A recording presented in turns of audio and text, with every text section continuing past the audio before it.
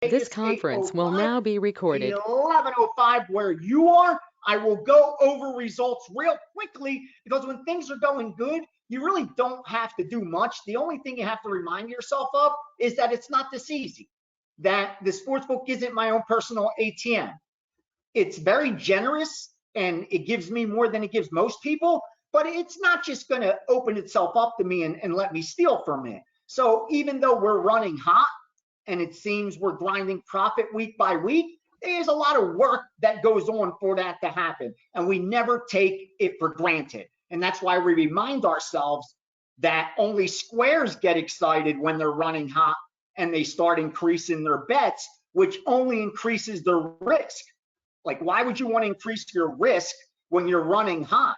If anything, you want to decrease your risk so that you maintain and retain your profit. Squares do the opposite. They think they're going to shut down the house and they just don't know when to stop. And they push and push and push until they no longer can defy probability, and they end up over betting their edge if they even had one to begin with. And we all know what eventually happens. You lose your entire bankroll. I've been there more than probably anyone else on this call, so I'm speaking from experience. So real quickly, we've won over the last 7 days. We picked up like 22 more units. We added to where we are sitting. Real quickly, we've even had some bad beats. Let's tell it like it is. We lost that 5% play. And please, let me add this real quickly. That night, here's a perfect example why I am so grateful, not just to Wager Talk for allowing me to have this subscription and creating the platform and spending the money for this to happen, but for you guys to join into it and try enough to get a shot. And especially the ones that went through the negative fluctuation with me, I'll never forget you guys. Like you're when we look back, and I hope I don't retire after 2025. Like I still want to keep doing this 2027, 2028. I want to look back to that 2023 crew, be like, you guys started, like without you, this would not have ever even, none of us would be doing this today.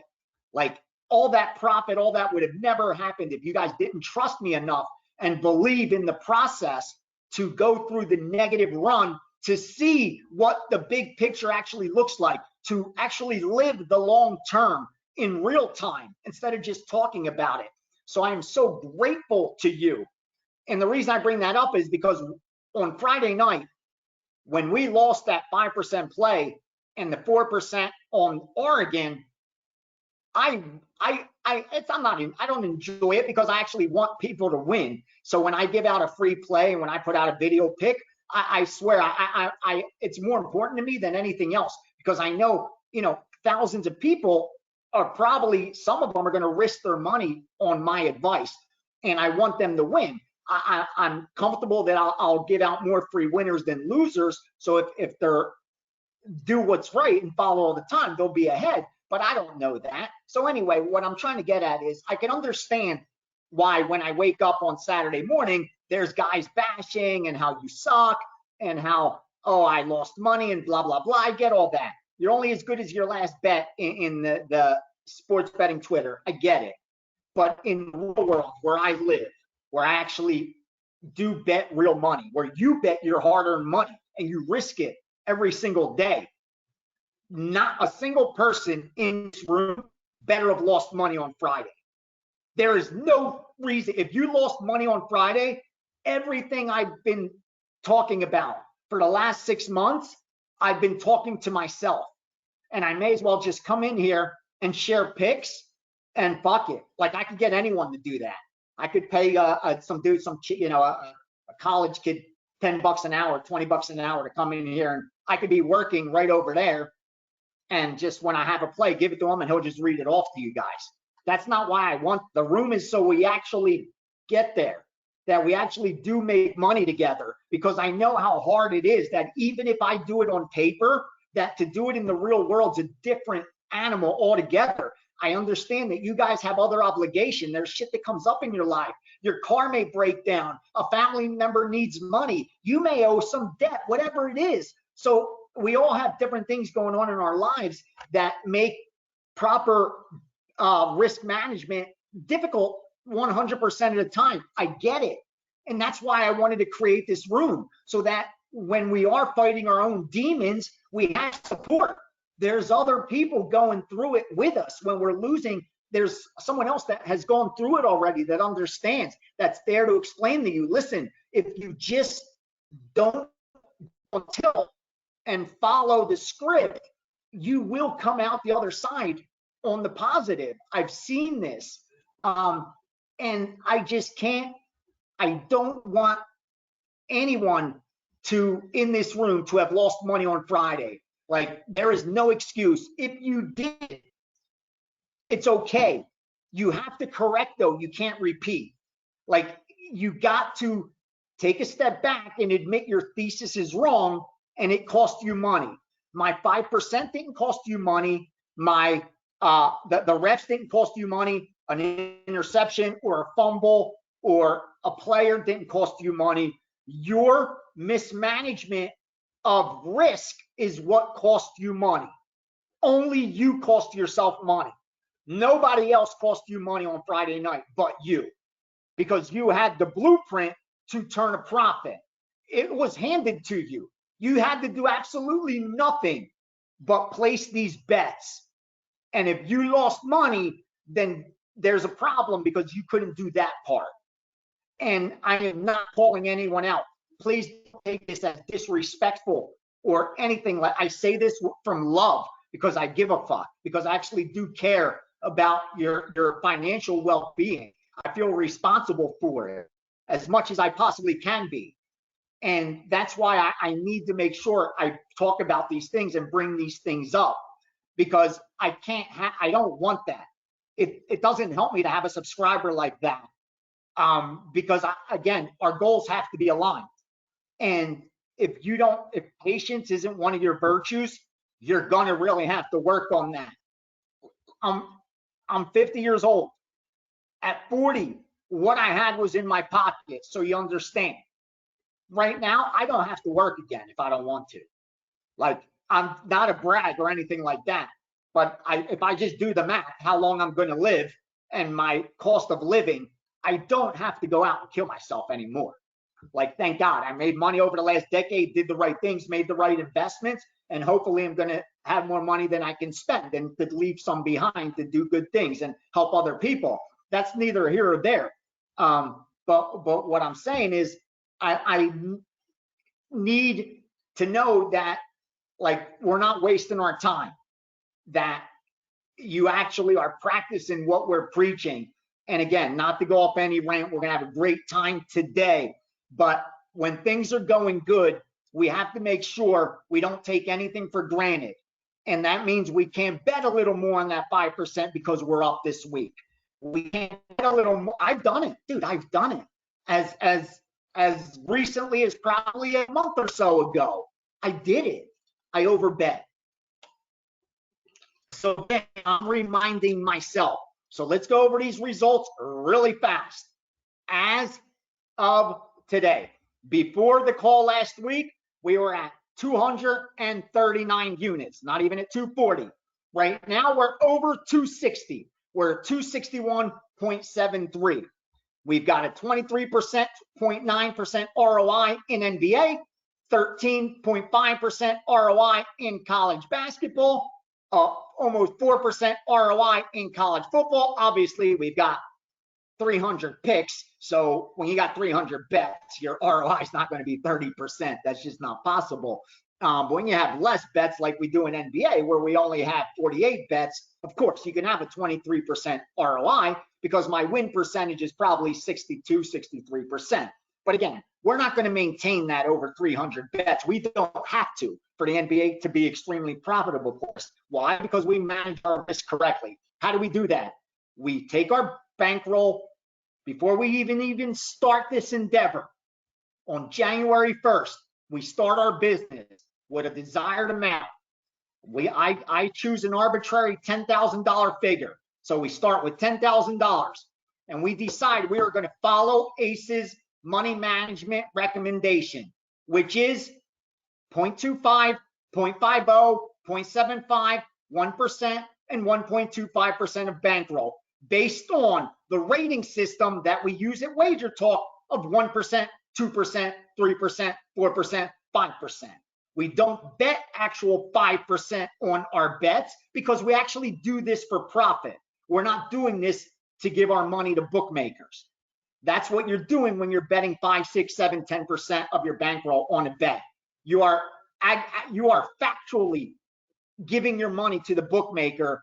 You're better off. Again, there's a lot of very good charities out there. You could do so much more good with it, because if you're betting 7, 8, 10% of your bankroll on a play, you're going to give it to your bookie anyway. Like, that's predetermined. The math, that's not my opinion. The math has predetermined that your risk of ruin is at that 99% tile. So unless you're that 0.00001%, maybe you are, but most of us aren't.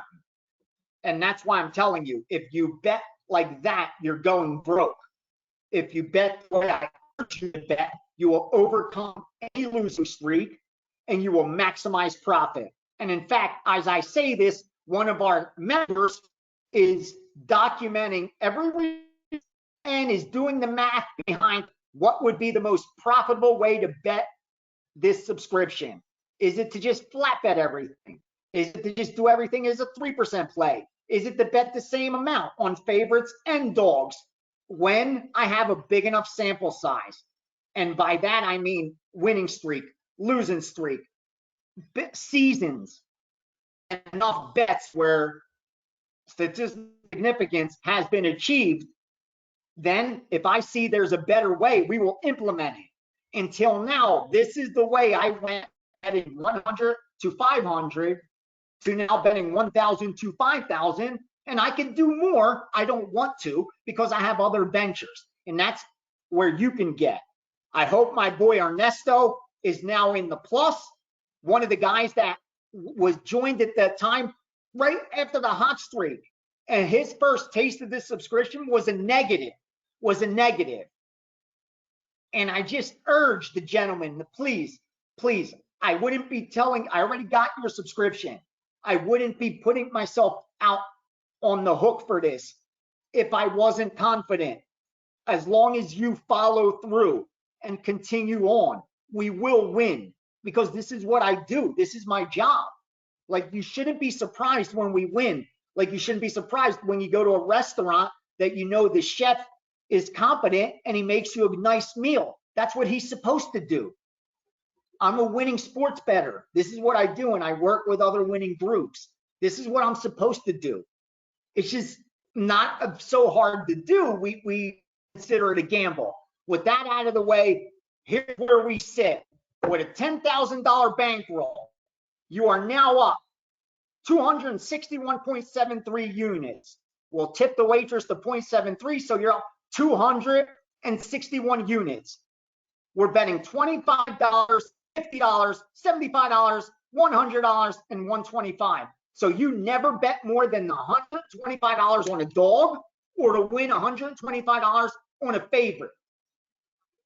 And that's with a $10,000 bankroll. Remember what I say, if you don't overbet, you don't sweat. You're only sweating when you're overbetting. Remember that? Are you going to sweat with a $100 bet when you got a $10,000 bankroll? Of course not. You know when you're going to sweat? When you have $1,000 on it. When you have $2,000 on it. Why? Because you've overbet your risk, your edge, excuse me. So where are we? With only betting $25 a unit, money. That's not baller money, right? Well, at 261 units times $25, you're now up $6,525. It's not even a great year. It's average year. Nothing to celebrate, nothing to go crazy, nothing to over, you don't see me acting like, we invented the wheel, cured cancer, nothing like that. We just went through another year of grinding out plus EV bets and making a profit. 65-25. That's a 60%, 5% increase to starting capital of a brand new business. Tell me what business you can start today with $10,000 within the first 11 months, cover all your overhead, all your expenses, and still have a nice profit? Because I don't care if you were foolish enough to not join for the year and actually get the best rate possible for the information and not pay weekly and monthly and this and pay the highest price. Even if it cost you $3,000, you've still made $3,500 on that 10 times. 35% return on your capital. And, oh wait, give me a business in your first year for $10,000, mind you, that you're going to pay all your overhead, all your utilities, your tax, all your bills, everything, your payroll, employees' insurance, all that stuff, your rent, and still have a 35% increase in your capital. And if you were sharp and you had low payroll and low rent and a good accountant with low taxes, and all of a sudden you're not paying $3,000 for the information, you're paying $2,000 for the information, all of a sudden you're at a 45% increase to starting capital. And guess what you get to do next year? Your business is now worth $14,000. Who knows where we are by the end of the year? Because guess what? The bowls are coming up. And you've seen what we've done in college football where we're sitting number one in profit. Okay, again, this isn't a brag. You guys are already subscribers. I'm not trying to sell you anything. I'm just telling you, this is where we are. This is what we're doing. And this is what I promised you was going to happen. When I was getting killed for 10 straight weeks, I promised you this day was going to come. That the ones that stick it through, I'm going to be able to come in here and tell you, remember what I said, that if you just manage your risk correctly, don't chase what we lost, and simply stick to the script, we will not only recover that, we will make money on top of it, and we will just keep doing that. We will rinse and repeat, rinse and repeat, rinse and repeat. We will have more losing streaks ahead, but when the dust settles in 2024, I'm going to beat that year too, and I'm going to beat it again in 2025, because that's my job. That's what I do. And the groups that I work with, I'm only getting more and more sharper information, getting higher and higher in the food chain. You see now I'm working with these team totals. Like, again, I urge you to take advantage of this opportunity to have plus EV information in a time where there's a sparse amount of that available. I've never seen so much negative EV info in a marketplace in sports betting ever as today. There are more misconceptions today with information readily available and at people's fingertips than back in the 80s and 90s when we didn't even have computers. There's more misinformation today about sports betting, if you can believe that. And the reason for that is simple, because we already know that less than 0.5% is actually profitable. And with sports mainstream, there's a 1,000x, 1,000,000x, 10 millionx the content available today than there was in the 80s and 90s that was wrong. Today, dude, the amount of wrong content and incorrect betting information that's out there, I feel sorry for new bettors. Like, what chance do they even have? Again, I read some of the stuff. I see some of this shit. I'm not online a lot. But I just can't believe it. The stuff people say and believe and get away with or don't grasp or understand in 2023, and they're actually betting real money. With that out of the way, like we said, we are sitting pretty.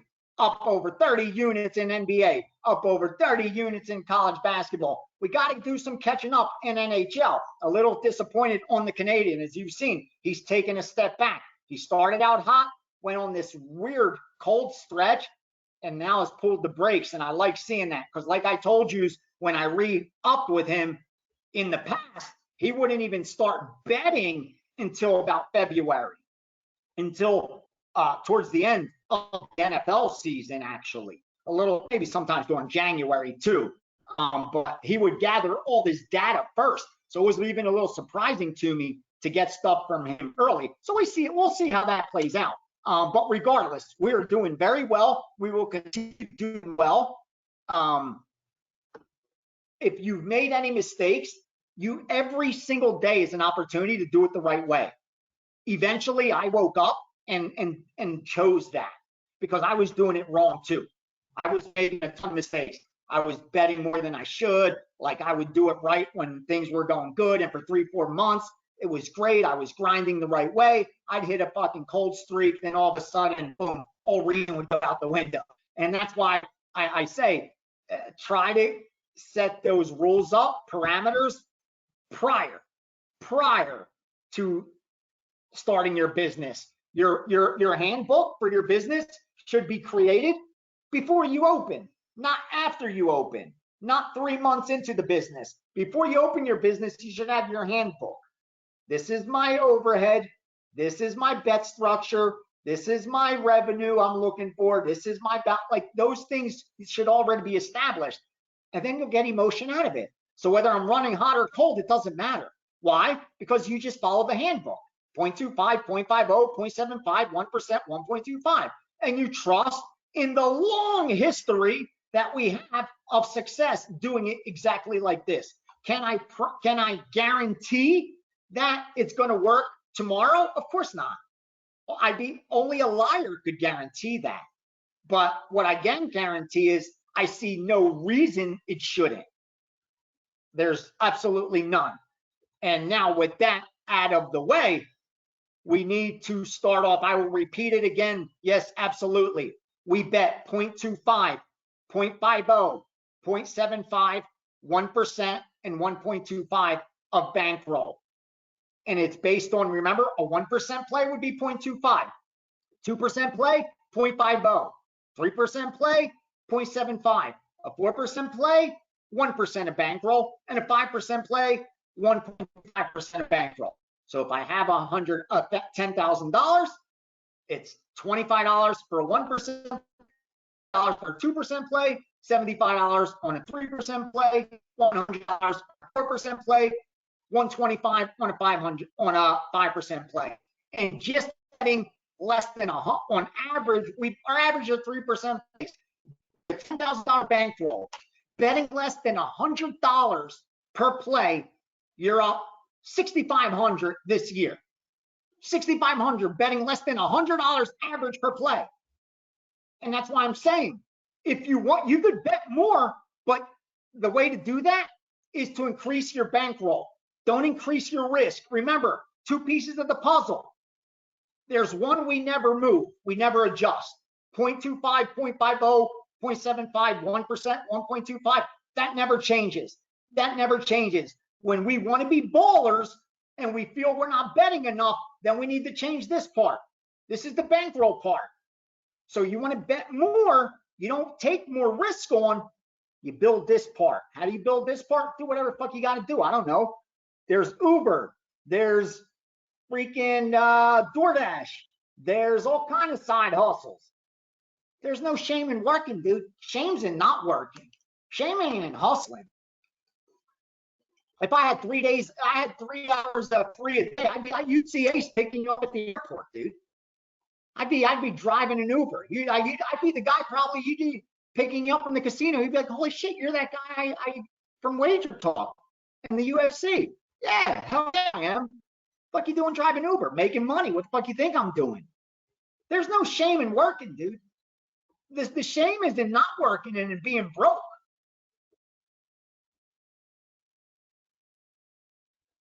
Great question. Ernesto asks, when I add more capital from my own money, not from winnings to my bankroll, do I adjust my unit size immediately or wait until the start of the new year or 6 months in? For an example, if you are doing this long term, you can start instantly based on that, because you're not going to, your risk is staying. You now can afford to do that without you're not taking on extra risk. As long as you're going to continue to follow through, then you could start immediately when you add to this bankroll. The reason I say don't do it during the season when it's money we've won from the bookie is because, as you've seen, there's ebbs and flows to a year, and you may just do that at the wrong time. So that's why, you know, you got to find a way to keep score, and I do it year by year. You could even do it, you know, a percentage of bankroll to percentage of bankroll. Like every time my bankroll increases by 50% or by 100%, I am going to readjust my 0.25, 0.50, 0.75, 1%, 1.25. It's just, what are you comfortable with? That's the key. Again, my goal is for you to never sweat, to never, ever, ever, ever sweat. So that way you're not over betting. Like if you started with $10,000 bankroll and now you're like, fuck, okay, I understand how he's doing it. This makes sense to me. I'm in long term. I'm a millionaire. This is fun for me. You know what? Tomorrow morning I'm going to fund my accounts with 100,000 instead of the 10,000. Let's go, Ace. Let's see what you got. Yes, in that case, I would say, you know what, sir? Start betting as if you have a 100K bankroll. Let's roll. Because I'm not changing what I'm doing at all. You're taking on the exact same amount of risk because you are now properly funded for that. You're not increasing your risk at all. And as long as you're going to be here long enough to go through the cycles, then the timing doesn't matter. Whether I run hot over the next 30 days or cold over the next 30 days, for you will not matter. It's going to matter the next 365, the next 700. That's is what's going to affect your bankroll most. So I'm like, all in, buddy. And you know me, I'm always the guy that's saying, lower your risk, lower your risk, lower your risk. But because I did the exact same thing, which is how I got the 1,000 to 5,000. When I found an opportunity to add to my bankroll, I saw that I was making more on sports betting than any other investments that I had. So why would I keep funding my 401k when I was making more money off my, you know, bankroll? Once I started doing it the right way, though, you had to make. Don't fuck with your 401ks. Don't mess with your other investments. Don't go second mortgage your houses. You know, I know Michael Saylor told everyone to go second mortgage their house and all that shit for Bitcoin. I get it. Maybe in 10, 20 years that works out for those people. Maybe in the next 8 months it works out for those people. I do not know. God bless them. I hope it does. But I'm not telling anyone to go do that. But if you do have more funds to add to your bankroll, you can start betting based on that bankroll because your risk is the same. With that out of the way, it is now 11:30. We can start diving right in game by game because no team totals have come on yet. I can put the glasses on. Let me see, did anything new come in before we start? And then I will share everything I have till now. The last thing that, we do have something that came in. It is the NHL. Game 35, Colorado, LA Kings. I could tell you in 30 seconds if we're going to bet this. Hold on.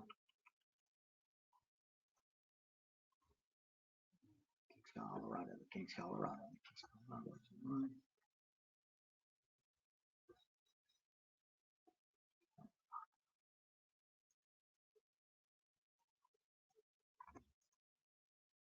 We're looking at the under, just so you know. I'm not holding it back.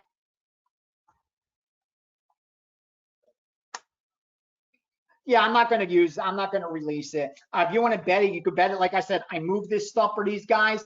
So I do. This isn't a Canadian. This is another group that bets hockey. One of the bots that I work with. It's actually a bot. It's not even a human being, if you could believe that.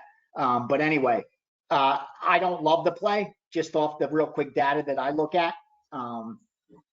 So if you like it, they confirmed it for you.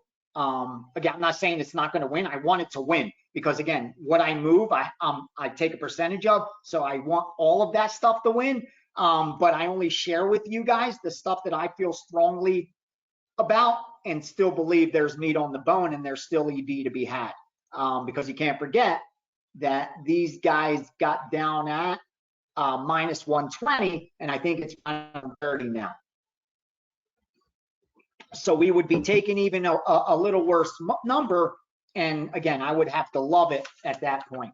Here's where we are so far today. I have 2 team totals that I already bet. Couldn't release the subscribers because the lines move quickly. Sometimes I will, if it's like a primetime game or like a late afternoon game where there's only 2 or 3 of them, and I know like you should be able to get this number. It's not like some obscure first half, second half total where it's really, really, really time sensitive. Game totals in NFL shouldn't be that time sensitive. Pittsburgh Steelers under 24, minus 115. Like I told you, I was able to get down for them and not even a half of what I wanted for myself as far as the risk amount. But then I did get the whole amount that I wanted to on the under 24 and a half, minus 115, Kansas City team total. Under 24 and a half, minus 115, Kansas City team total. I'd be comfortable going under probably up to 20-25. Otherwise, I would look to go under 24 at even or plus money is the way I would handle that. If I didn't bet it yet and I wanted to now. The only other sharp play I have is one college basketball. I haven't dug into it yet, so I don't have an opinion enough to decide whether I'm going to bet it. It's 8-13. That's Tulane. 8-13 Tulane. It's still available at minus 3.5. I'll look right now. I probably will not get involved on Tulane. Let me see. Yeah, Tulane's probably not one I'm going to mess with, but I can confirm again. It's a sharp play. Even BMC got some on Tulane at minus 3.5 even. It wasn't even at minus 3, so they are sharp.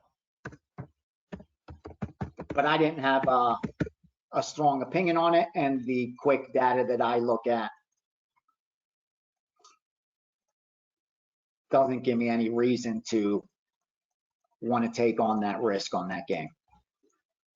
Also, here's another, someone had asked a question yesterday. Let me address it real quickly.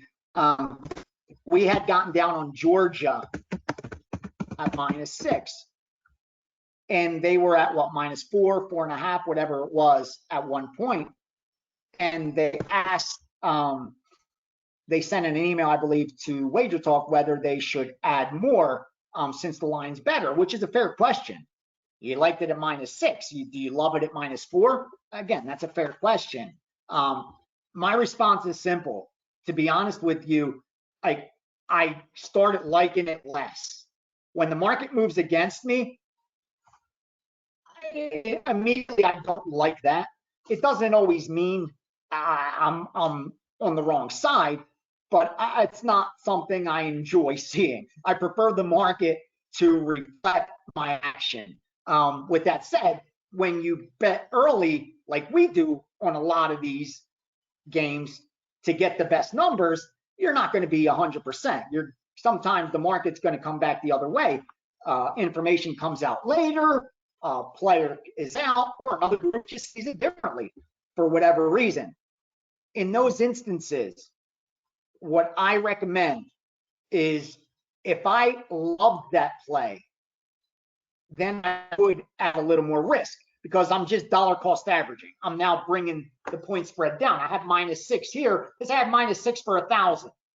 Now I get minus 4 for 1,000. So okay, I have, in other words, now I have 2,000 at minus 5. That's pretty much what my bet is. So I brought down the 6 a little bit. You know, the 4 is a little worse also though, but you dollar cost average kind of. So now you have a bet of minus 5 at 2,000. If I liked it enough to want to take on that risk, that's exactly what I would do.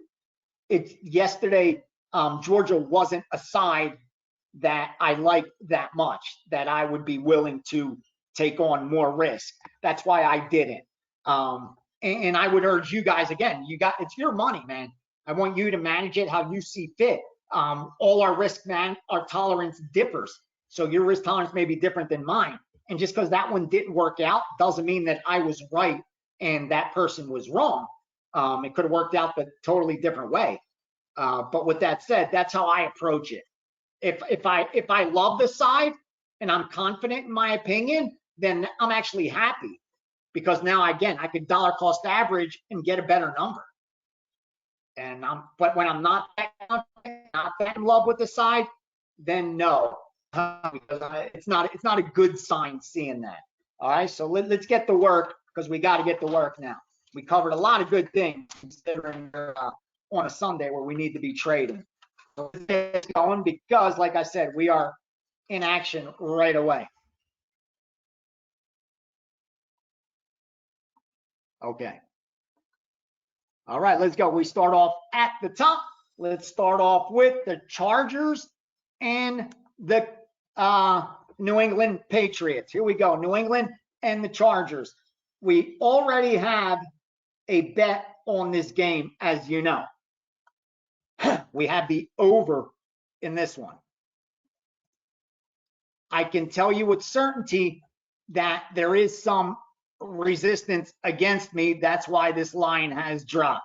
If it was still at, I wish earlier today I was going to take a percentage off actually of our over 40.5, because it was still at 40 at some places. But I didn't think there was enough of them, and I didn't want you guys to get caught up in a reverse middle where you could lose both bets. So I said, you know what? I just got to eat it now, because there is a lot of resistance against me, sharp resistance against me on the under, and it's getting respect. I got to give it its due. That's obvious. It's getting respect from the betting market. Again, doesn't mean our over is going to lose, but I was going to limit our exposure if I was given that opportunity. I just didn't think we would all be able to get there, so I didn't. Here's where we are as far as the side goes. We are looking at the Chargers as 4.5-point favorites. Power rating wise, I think that's too high. I have it as an average about 2.5 power rating wise. Even if you factor in, just how bad New England's been of late and their quarterback situation. Again, you just can't get any worse of the quarterback play, regardless of who's at quarterback, whether it's Jones or Zappi. One's coming off a 27.8%, 27.8 rating. The other one's coming off a 42 rating. And the game before, they're coming off a 13 rating. Like, it's very hard to regress from those numbers. You should only progress. And that's why I do think it's a little bit of recency bias for sure on this number. Because when I look at the Chargers at 4-7, it's a team that we saw last week against Baltimore. You kind of left it on the field and quit. That was a very big game for them at home. In fact, they've lost their last 2 home games, and now they're on the road. They lost their last road game as well as road favorites, which they are again here. I just don't think it's warranted. I think it's the market fading New England Patriots. In fact, I think the Patriots offer a ton of value in this spot. We're going to go ahead and make them a 4%. I know I'm going to tell you, I know it's a 5% play, a BMC 5% play on New England. Not sure if they gave it yet, but I know New England was the side there. And it's a lot of sharps taking them. That's why it went down from, what's it called, 5.5 to 4.5.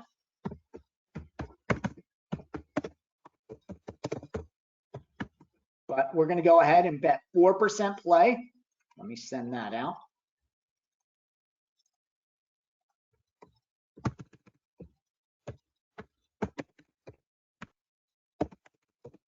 Give me a second.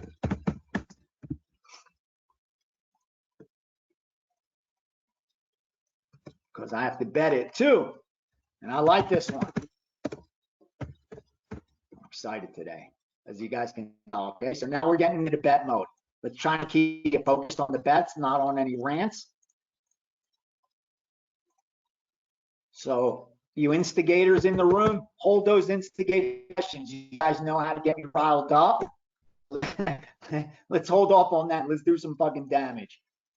All right, let's go.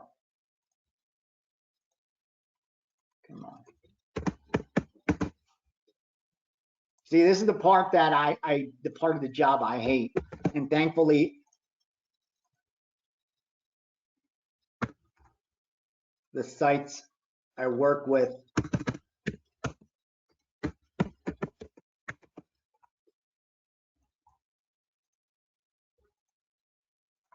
make it as easy as possible, but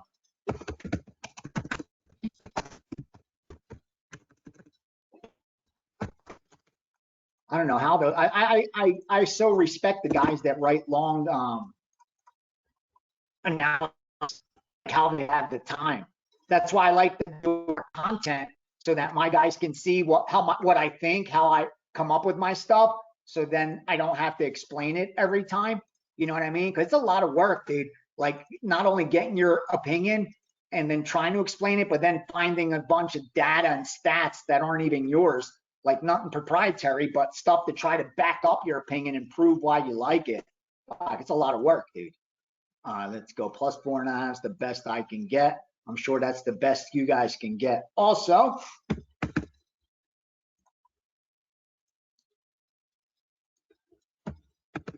I'm going to be honest with you. I bet this one like a 4.5%. Not telling you guys to do it or take on more risk. All right. It just, I don't want to say 5%, especially coming off a 5% loss on Friday. Like, again, I shouldn't have to police daily buyers, but I almost feel like an obligation because I know just people tend to go overboard when you have a big play.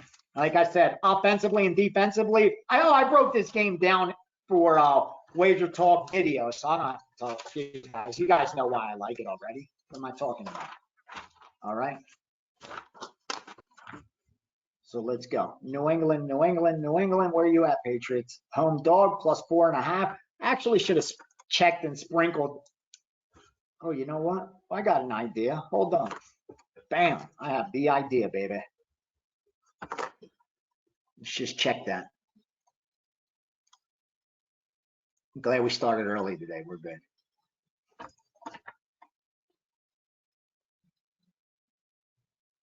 New England money line is minus 195, minus 190. See, we'll do 190. We'll make it even fair.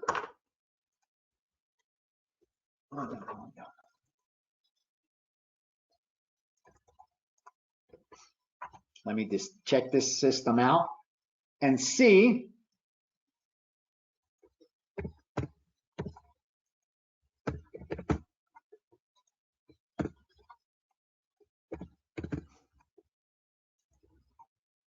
Oh, yes. We're going to put a 1% on Patriots money line plus 190. Plus 4.5 should be plus 178. I should have went 2 and 2, but this just gives us a chance to put it a little bit more. There we go. There we go. New England Patriots, 1% play on the money line, plus 190. There we go.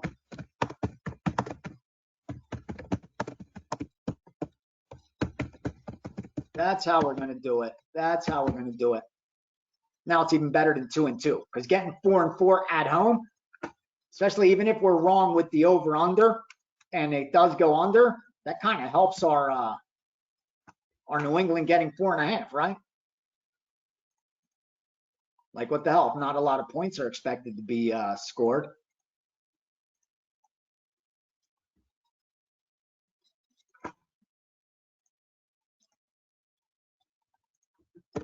All right, yeah, let me send that and bet that too. 1%, 1%. All right. I like it. I like it. I like how we handled that. That's how good way to handle it. The majority even better than 2 and 2, even though you get the truth is, here's the truth. We should put all 4% at plus 190. That's the better bet in the real world, mathematically and all that shit. in on paper. On paper, the problem is I live in the real world where we don't always have the long, like, you have to live for today. Even though we got to think long term, bills are due this week, this month, this year. So we can't take as much risk on long term for everything, because some things are going to be short term. We have to have some short term successes also. And I think this helps us have a balance of that. Okay, I don't snap out of it, Ace. Get back to work. Get back to work. You know what you're here for. You're here to work. You're here to work. All right, so we got the New England game covered. We got total. We sprinkled a little something, something. What's not to love there? What about Patriots on the teaser? No, no, no, no. I love your reasoning about the low scoring game. Excellent point, excellent point, excellent point. But taking them up to 10.5 doesn't help us. It'll probably end up helping us. It'll probably end up helping, meaning in this game, but the math doesn't support it. And when it comes to teasers, I just do it if the math supports it. I haven't had success elsewhere. You know, when I try to use it to reflect my prediction, in my opinion, that's how I get myself into trouble. So I just avoid it by making sure it's a plus EV teaser. If I know it's a mathematically plus EV teaser, then I did everything right on my end, and hopefully they do everything right on their end. If I don't go and take like New England plus 10.5, I know that's not a plus EV teaser, but it could still win, and it's probable it should win if it's a low scoring game. But I know now they have to go out there and do their job. I didn't do mine. You know what I mean? I kind of fudged mine a little bit. I kind of, you know, half-assed it a little bit this week. There's nothing wrong with that. Sometimes it gets the job done. Shit, I'm not always 100% for every shift, but just being honest, just keeping it real, keeping it real. All right, we got to go to the next game. We got to go to the next game because we're in action nonstop, I think, today. Detroit and New England and New Orleans. Detroit and New Orleans. What's the information I have on this game? Okay, I know there's over 47 got bet today. That is very even today. It got bet. Tells you how sharp the over is. Personally, I have it power rated at totals of 49.5 and 50. So I kind of still think there's some meat on that bone. The negative is that I see it opens 45, and I see that it was 46 days ago. Now that's not that bad. It's not as if it was 44, 42, 43.5 days ago. It was high still. So let's think this through a little bit. Let's just think this through a little bit. The power rating makes sense. The book reflects it, makes sense. But they didn't go to 48 even off that bid at 47, which isn't a good sign, considering it's getting public money. You got Detroit coming in off 3 straight overs. 4 of their last 5 haven't gone over. In fact, they've scored 22, 31, 24, and 26 in their last 4 games and have allowed 26 or more points in 3 of 4. And New Orleans comes in off of an under and over and under and over. Okay, so there's back and forth, back and forth. Okay. So it's offense versus defense. Yeah, Detroit number 2 passing success rate offensively, number 31 defensively. New Orleans 5th up defensively, 22nd offensively. Okay. All right.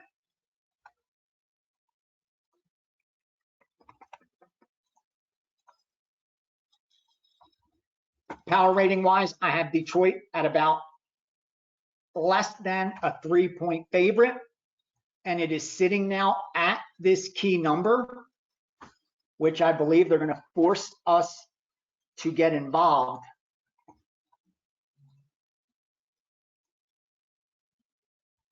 Yeah, let's go ahead and get involved.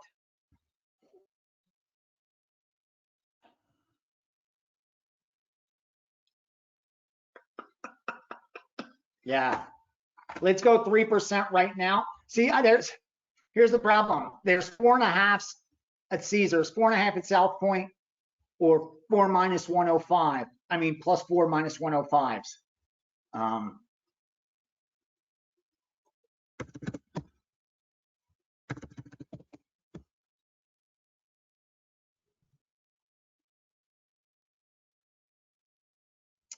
And we want to go with the 4.5 because actually 4 matters.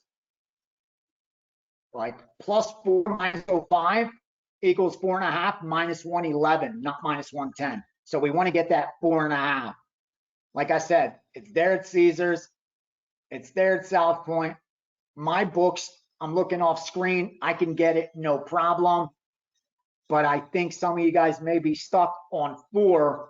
That's why I'm going to keep it as a 3% play for right now.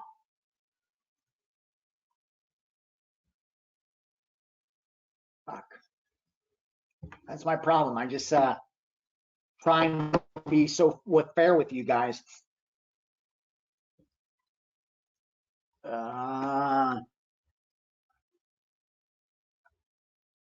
If I was just a tout, I could just send out 4.5 and not even give a shit. You know, I'm going to send out plus 4, 3% play.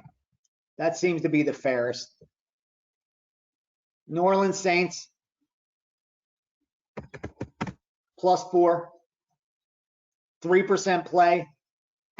And we just keep going. I hope you guys are excited for, we're 3 weeks away from the end of the year. And then we get to start at 0 again and have to do it all again. It's like this year didn't even happen. Like the credit, you know what I mean? The 99% that lost, they go and hide that week. But for us, the sucky part is now we got to start at 0 again. But at least, yeah, we get to build, right? That's the fun part, is building. It would be funner if I could just add from 2017. Oh, this is what I'm at.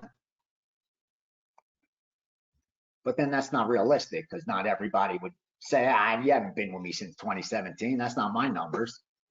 So I get it. I get it. Saints 4, Saints 4, Saints. Yeah. I get 4. I hope you guys are hunting down 4.5s. Because I got 4.5s and I'm actually betting it for myself as a 3.5, not a full 4, because I want my numbers to reflect yours as much as possible. But I swear I'm doing it right now. I'm betting a 3.5. And here's another one where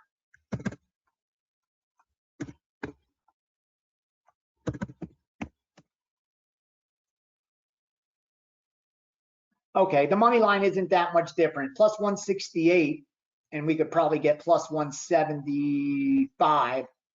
So yeah, I like the 4 points again, especially at home. I mean, if you want to split it up, you could split it up. But I'm not. I'm going to go ahead and take all of it at 4.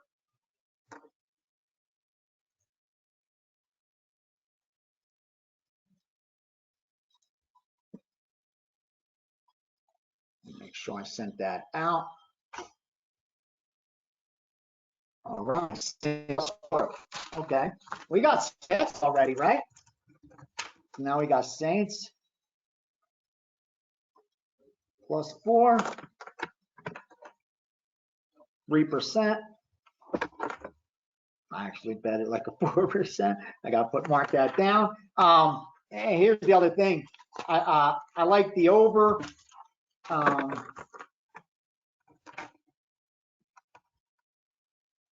But we're not scrambling for picks. We're doing okay. We got picks. Like I said, it is sharp.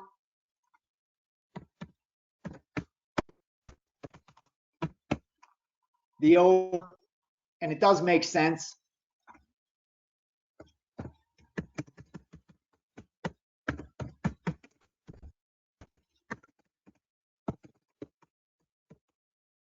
But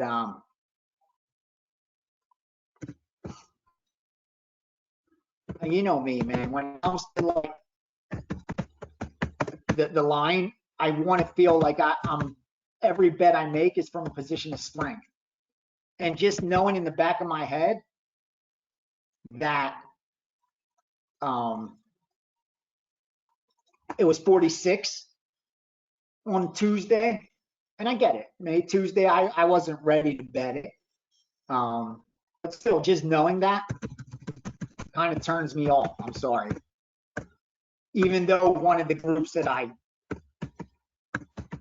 trust enough that I take a percentage of their accounts, and more importantly, also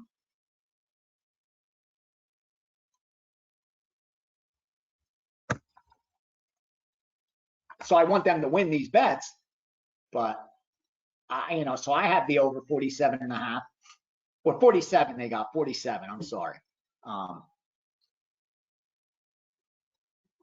They got 47 at 47.5 now. But the fact it didn't go to 48, at least it went to over 115 at Bet Online. That's okay. Let's go on to the next one. We get action. We got action. I'm gonna make sure nothing's come in. Yeah, Caesars. Yes, they do, Mike. Yes, they do. They have 4.5 on New Orleans. Heritage 4.5. Yeah, there's a lot of 4.5s there.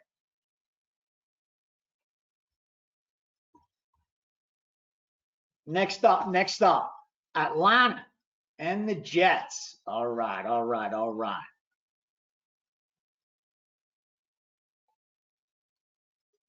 pull this game up. What do I have on this one? As far as sharp goes, nothing. That's okay. Atlanta and the Jets. All right. Obviously, we know the situation.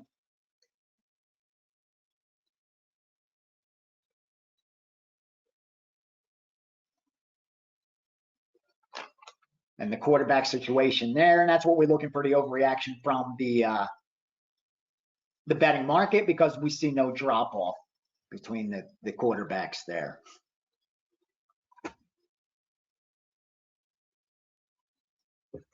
Line open Atlanta -2, 36. Now down to 30. Oh my God, it went to 33. I wonder if the weather's really bad right there. I know. Yeah. From 36 down to 33, and they're still betting it under. Wow. Okay, here I'm going to put the Jets on the side for a teaser. They fall under the perfect teaser, especially now with that low total where it's sitting. Obviously, even if we have to go off Wong to do it, we're going to do it. It's just that strong of a side A that we will find a side B. That's for damn sure. So let me just make sure we get that. I wish we were on for second half, because I know team totals are going to come in for the second half, and then probably right before those freaking late games. I have to figure out when for basketball which day to do the chat during the week, which will be the most advantageous for you live bettors with me, because like I said, the team totals come in on NBA, on college basketball. It's a group I'm working with now that does primarily all prop stuff like that. Not player props, team props. And they're very good. But like I said, a lot of the stuff's time sensitive, but I'll have a big enough sample over now that we've had a couple of weeks of college basketball and, NBA now for months, of what days is the busiest and what times. And I'm going to schedule the call around that, so that whoever joins could get the most bonus stuff as well. And then again, when we need to, we'll add it during the week when I feel we need to catch up and go over some educational stuff and just, sharpen up our knives a little bit and practice some of our moves a little more over and over. The repetition, you guys know how it goes. So we're going to throw in New York Jets on the side, and we're going to take them up to +8 as soon as we find a side B to that dance. All right. Yeah, there's no reason at all. The 1-4, 1-3 road Atlanta team should be laying these points on the road like they are. Power rating wise, I actually think the Jets should be a pick 'em, maybe a 1-point favorite. I actually do like the Jets a little bit here. And here's another spot. Let me look here where, because of Boyle getting such net, and again, he's actually improving. If that's what the metrics show. Like his first game, 26.5 rating. Now it's up there in the 60s. Like it's trending in the right direction, even though they're not winning games. And he's getting such, bashing. I kind of like the Jets. But again, they just make such a good teaser. That's why I'm not using them on a straight bet. Otherwise, I do. I think they make a very good bet. All right, let's go. Arizona, Pittsburgh. Arizona, Pittsburgh. Here's where I actually have to pay juice. I could even show you on one of my accounts. I bet both sides accidentally, and I had to get all. I was actually looking at Carolina, and it's the game right below it, and I bet Arizona because the line was the same, 5.5, and I bet Arizona, and because it's a 4% play, that actually cost me $400. I was looking for a way to try to even middle it, maybe like, can I get plus 5.5 since I already took plus 5.5 on Arizona? Can I get a Steelers -5? And if it lands 5, which is very rare, but again, there's not a 0 chance of it happening, that I'll push one bet and win the other. But there's nothing available, and I was so afraid Steelers are going to go the other way up to 6 or higher that I actually just bought it right back. So I've had 4,000 on Arizona plus 5.5 and 4,000 on Pittsburgh -4.5, and it cost me $400 because I'm an idiot. Like, it's a nice fucking dinner. You could take a nice friend out, 2 friends out, maybe. Nah, not 2. At least 1 friend out. They don't drink much. Yeah. And I hate when I do. Here's the craziest thing.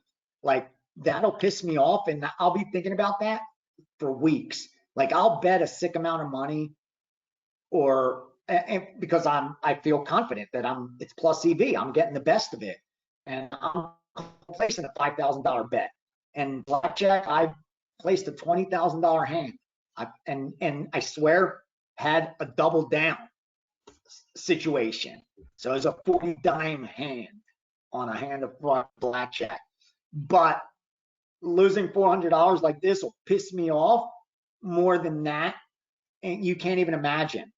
Well, I'll be cheap with I'll look for water on sale to save $1 on a case of water, but 20,000 on a freaking blackjack hand. What's the matter with us? What's wrong with us? I would love a therapist to sit down with like a gambler like us and just try to figure out what is that mentality? Like, why is that okay in my mind? Like, what the fuck makes that normal? Because it shouldn't be, right? There's no reason that should be normal, but we've normalized it. I'm sorry, I'm going off on a rant. Come on, let's slow down. Arizona, Pittsburgh. Here's what I got. I got sharp action on both sides, like I told you. But here's what I figured out, and that's where I fucked up. I should have kept the Arizona side. But here's the good thing is, now I'm able to just get a better number because of it. I'm able to get 6.5. Because the more I did work into this game, I really think they're the right side. Here's the bottom line. Steelers are 26th passing success rate offensively, 25th for Arizona. And I get it, the Pittsburgh defense, 11th compared to 29th for Arizona. But the bottom line here is that it's just too high now at 6.5. You're looking at a line that I really don't think should be any higher than 4.5. And again, you got to add how Arizona's a winless road team and all that. But let's not forget, Pittsburgh's coming off back-to-back big games in division. They played at Cleveland, at Cincinnati, and this is almost a reprieve against Arizona. I also like that we've got extremes. We got some low-scoring games for Pittsburgh, coupled with Arizona not having put up many points in 3 of their last 4. In fact, they only put up 16 or less in 3 of their last 4. And that's why we're seeing such an extreme adjustment on this total. And there is, let me see, look at that first half first. Hold on. Here's how we're going to break it up. You ready? We're going to we're going to first bet the total. We're going to bet the total first. First half over. It's DraftKings is sitting at 19.5. I'm seeing 19.5, 19.5, 20 at plus money. I'll lay juice to go over 19.5. First half, 2% play. 2% play first half, because we're going to go first half and we're going to go game. Okay? So Arizona and Pittsburgh. First half total, 1457 over 19.5 minus 120, or over 20 plus money, even money.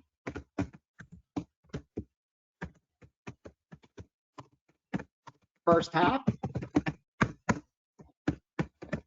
And then we're going to go game 2.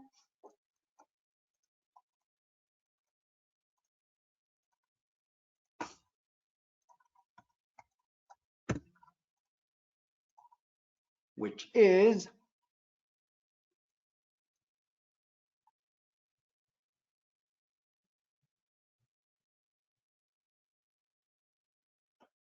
over 41 for 2, over 41 for 2.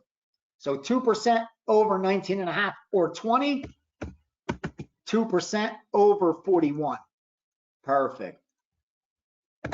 All right, I like it. I like it. Now I'm just deciding on the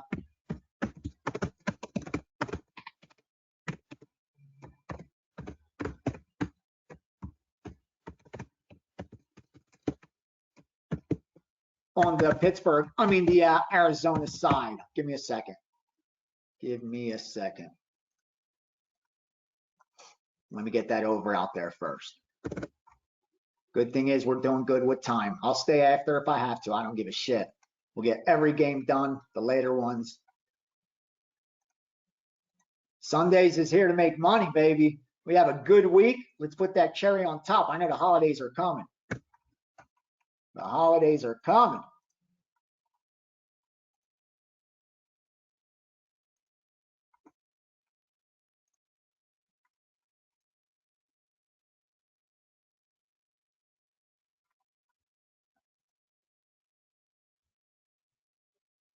Come on, hold on. I got to log in again. Some shit. Come on.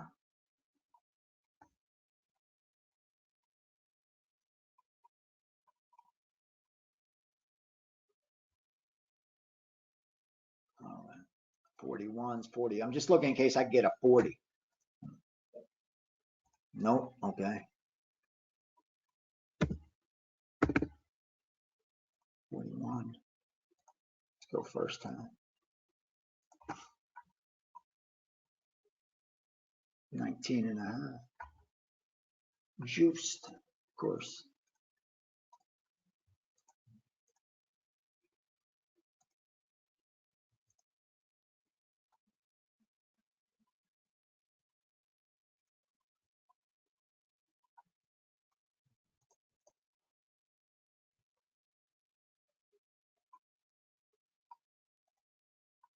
All right.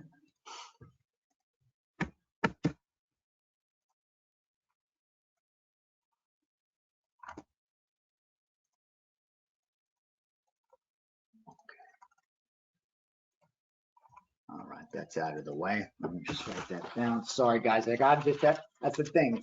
Sending everything out too. Okay, so we got Steelers game over 19.5, 20, over 41, 2%, 2%.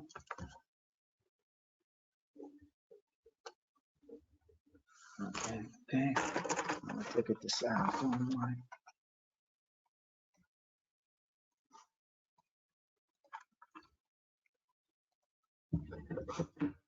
Damn, I'm surprised. No team totals today, man. Just those early ones, huh? Yeah, if you guys want to take it, I'm gonna hold off.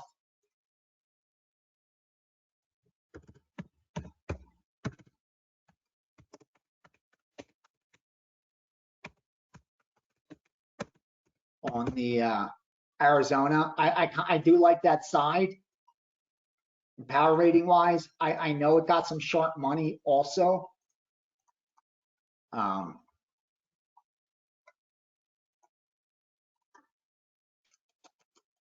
It's that I'm going to tell you the truth. Here's what sticks out. Here's my dilemma. That one of the books that I have that I respect the most right now, as the sharpest for NFL, is at 6.5.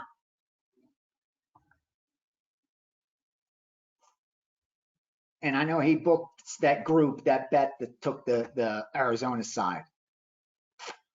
And the fact he gave them 6.5 and left it there and taking that opinion, it's a red flag. And you just got to respect some things. It's again, your instinct is your history reminding you to pay attention.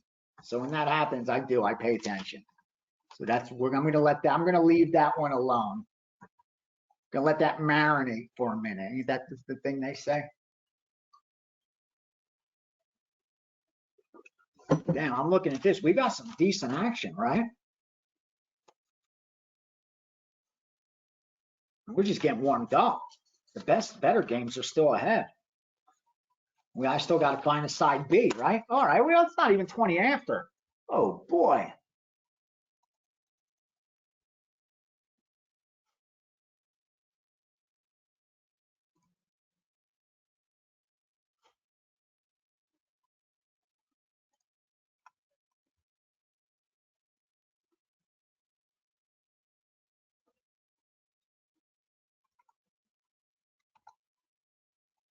All right. Sorry, just reading. I'm on a thread with a room that's betting right now. So I got to take a minute sometimes and read to see if not sure I miss anything that these guys are getting that I'm not coming through my end. It's a huge network, big operation. Oh, see, this is one of my sharp groups just bet 455 Atlanta, New York Jets over. Atlanta, New York Jets over, but at 33, over 33. So again, they could have, it's a bot. So they could have easily been one of those that got in at under 36.5. Just not with, with the group I'm working with. They could have got through with someone else. So they could have under 36 there, over 33 here. And that's the part of the job that I've gotten good at, being able to figure that part out so that we're not taking middles. All right, here we go. This is official. You ready? And then we'll continue. We got to move this right now. Chargers team total under 21.5. Chargers team total under 21.5.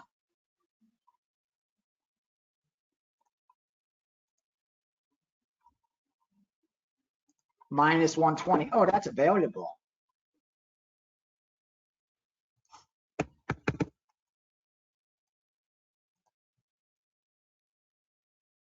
Under 21.5. I could send that out. I'm going to send that out so we help offset in case we lose that total for other subscribers too, not just the ones in this room. This one we're going to send them, and hopefully they could get it. I'll send out a 3% play.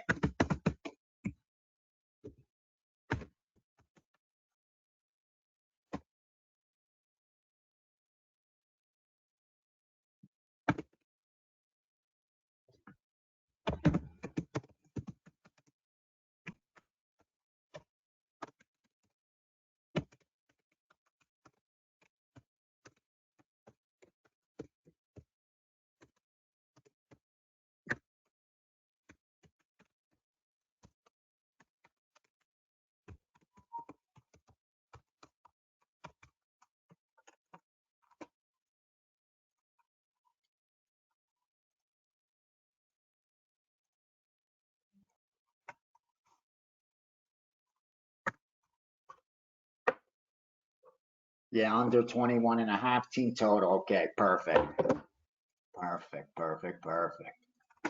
Okay, hopefully you guys got that. Win or lose, know you're getting in good bets. Again, that one we will send out because I have those guys on the over. It's only fair. So I have them on a 4% play on the over also. So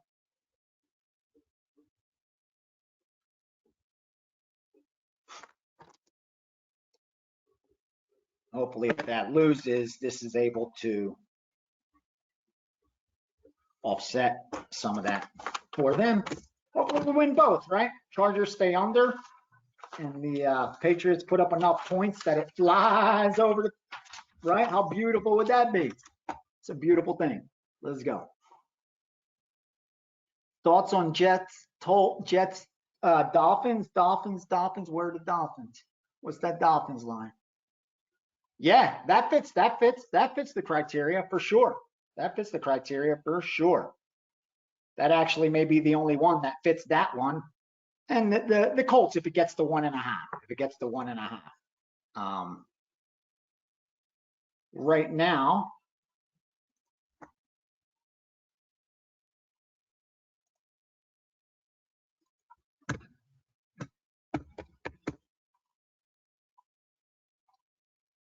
hold on. I'm going to let you know right now.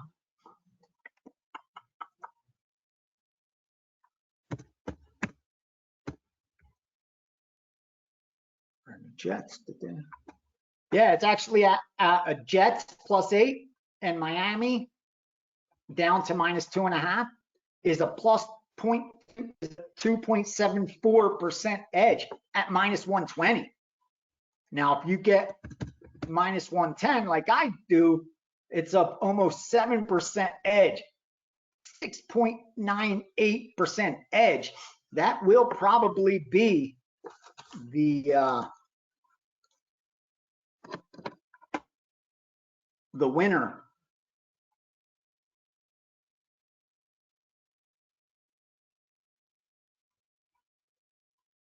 This week. I'm just looking at something because Jacksonville is now way out of line. Where's that? Tennessee. Or yeah, it's going to be between Tennessee and the Redskins. I mean, and the Dolphins. And the Dolphins. Yeah, Tennessee is plus EV at -110, but not at -120. If you're getting one at up to +7, if you're able to get the 1.5, where you get Tennessee up to 7.5, then that's different. If you're able to get Tennessee +7.5 and Miami -8.5, I mean, yeah, down to 2, then even at -120, see, here's the difference. If you're able to get Miami from 8.5 down to 2.5, which we could get everywhere, and you could get Tennessee at +1.5 to get them up to 7.5, that's plus EV. Even at -120, you're getting 2.37. So it's very comparable to the Washington one, almost exactly the same. And you're getting 6.6 compared to 6.8 on a -110. So that's the difference. If you could get between being able to get 1 on Tennessee or 1.5 at -1, not plus EV. You're making a bad bet. At +1.5, you're getting the best of it. You have an edge on your bet. Every little half point, that's how important they are. So again, we will cross that bridge when we get there. We got about 15, 20 minutes.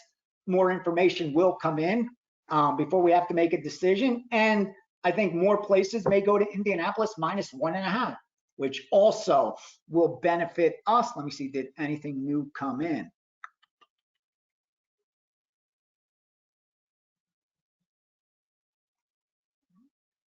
Tulane Fordham, game 813, Tulane Fordham under 157.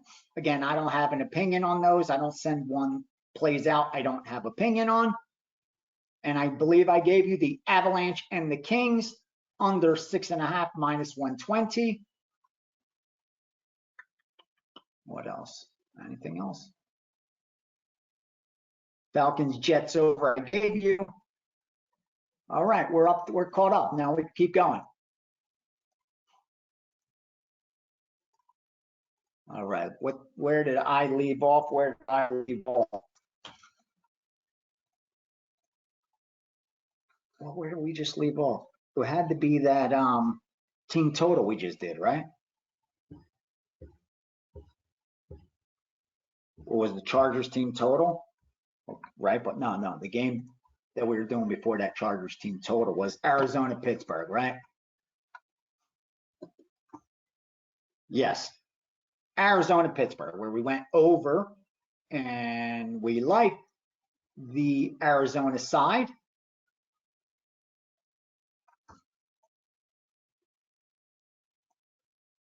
But didn't bet it yet. We might fire on Arizona. Let's see. We'll see.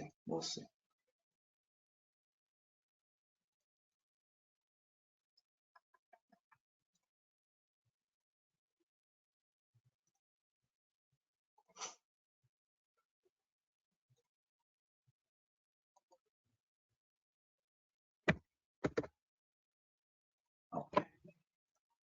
After Arizona, Pittsburgh. Oh, we got to hurry it up now. Now we got to really hurry it up. Carolina, Tampa Bay. Carolina, Tampa Bay.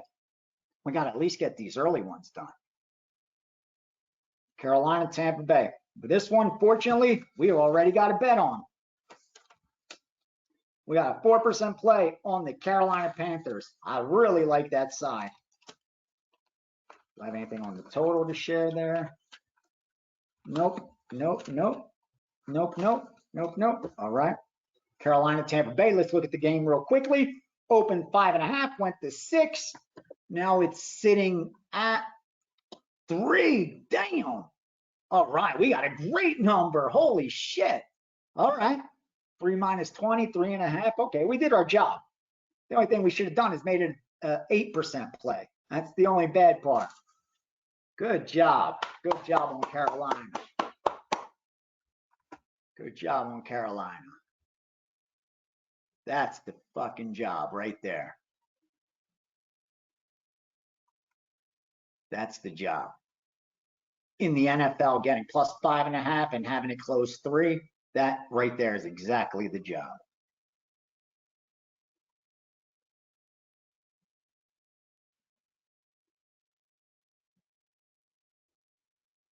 We're very lucky there. We're very lucky. All right, let me see on the total. On the total, where did the total go? 39.5 opener. Wow, hold on, because people are still betting this one. Oh, under. It's down to 36 and they're still betting under? Hold on here. From 39.5? What's this extreme for? Remember, we like extremes. In fact, that's what we take advantage of, overreactions. Tampa, Carolina.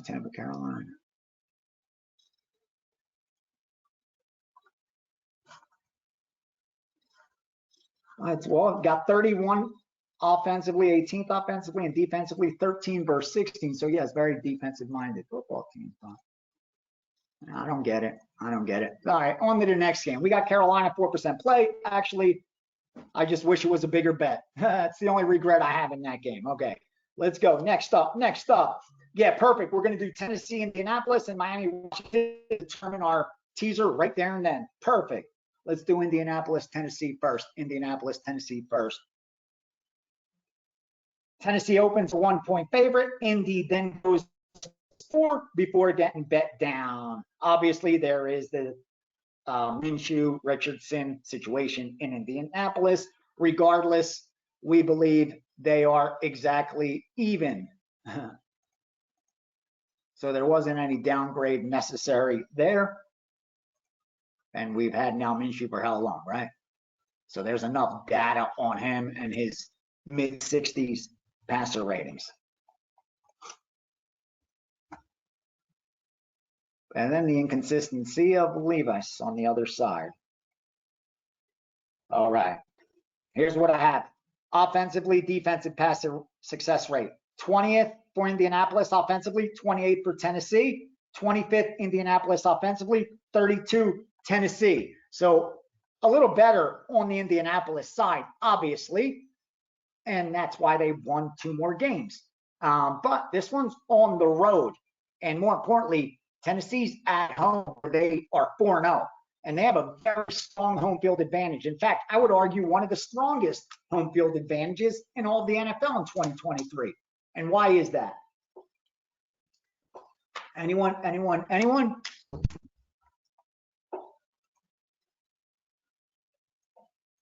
Okay, I'll tell you myself, because they're 0-6 on the road.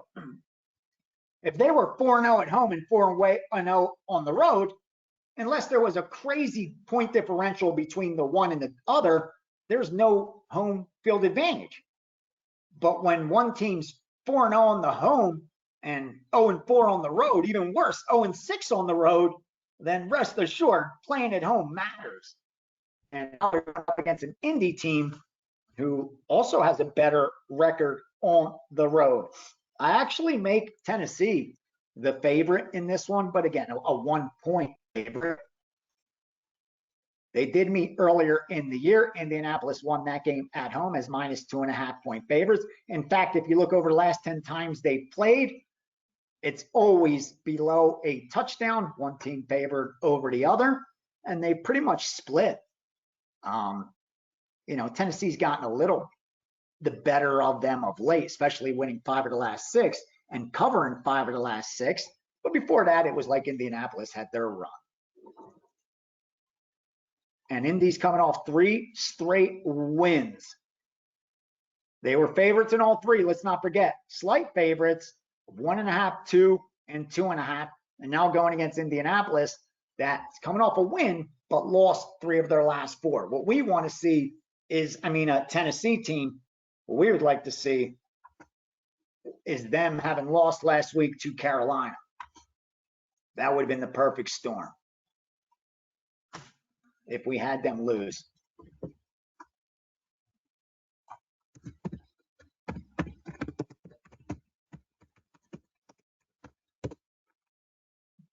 Then it would have been an overreaction, and we probably were getting, this could have been a 3-point, yeah. Especially since they're 1.5 now at DraftKings, 1 -15 at BetOnline.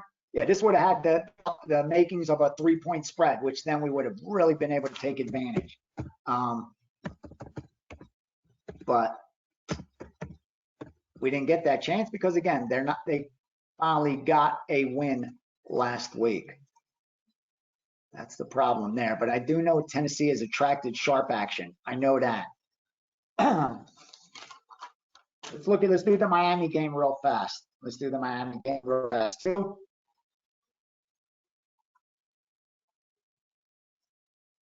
Miami, Washington. Here we go. Open 7. Teaser protection immediately up to 9.5, 10.5. And now it's come back down to 8.5. Why? And I'll tell you why. It's because Washington's getting some love at the betting window from the betting public. Yep, that's the truth. That's the truth. You would think it would be Miami getting all the love, but, playing on the road like they are. There's also sharp money on the under at 49.5, but the market does not reflect it, of course, because I'm sure they are getting over money when you have the Miami Dolphins in town. All right, let's hold on. See what the books have.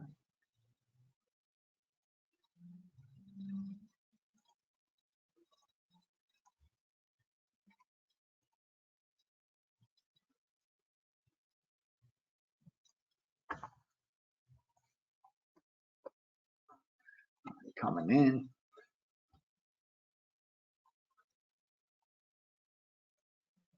All right, Washington's now lost 3 straight, 5 of their last 6.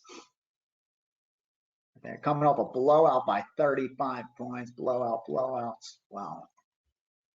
Miami just blew the Jets out. Speed LV. Let's see the power ratings.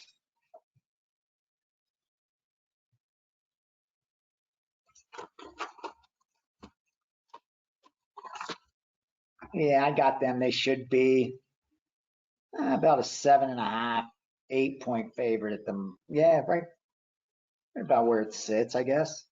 Right about where it sits. Like I said, there's some sharp money under. I didn't mess with it.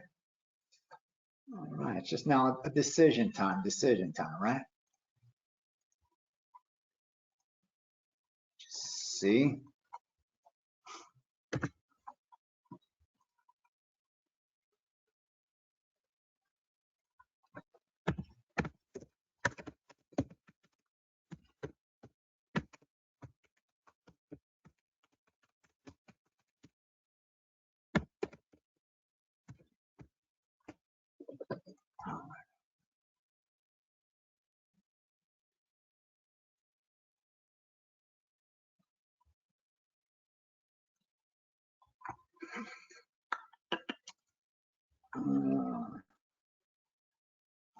All right, I'm going to do it with the Dolphin side. You ready?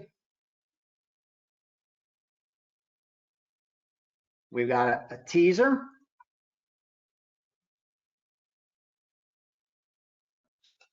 A 4% teaser play with the New York Jets. Jets +8. And 463 Miami -2.5.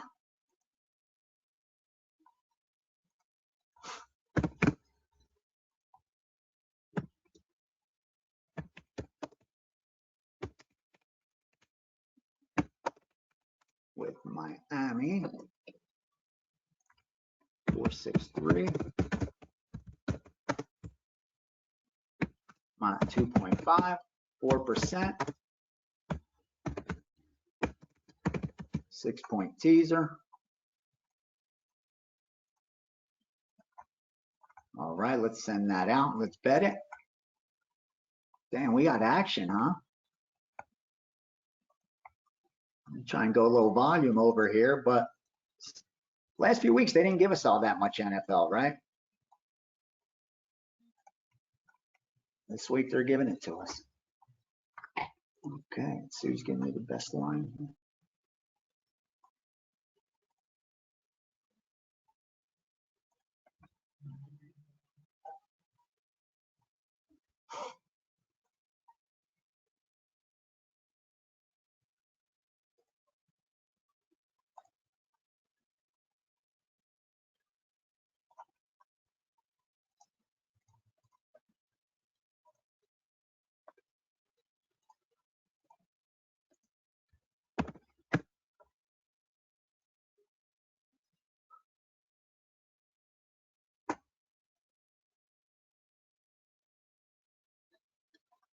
Give me a second. Bet my teaser too.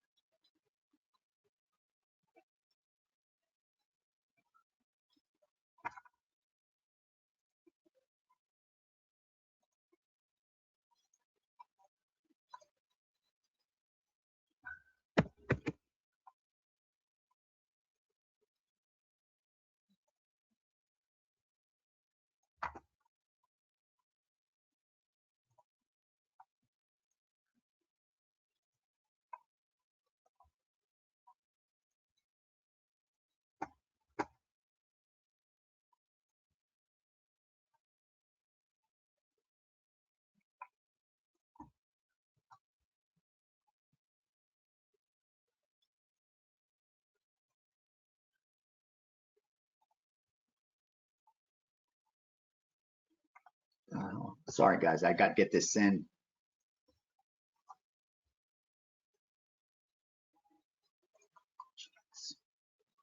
I have to spread it out because the teasers look square to books. So I want all of them to see that I got a teaser in it. Just like I'll throw parlays in. That's how you keep books cold.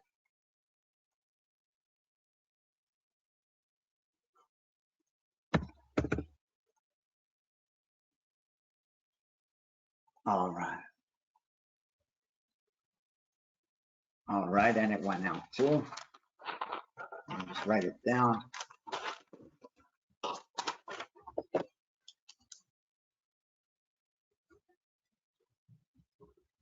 Chance +8.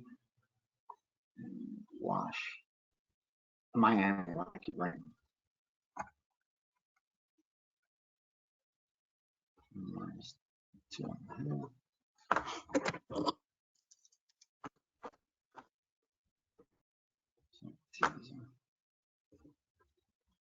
All right. All right.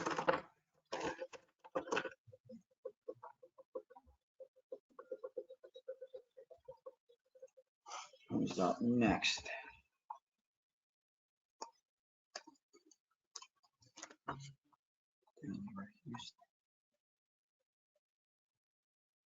Denver, Houston. Okay, this will probably, oh, Tampa was a later game. Okay.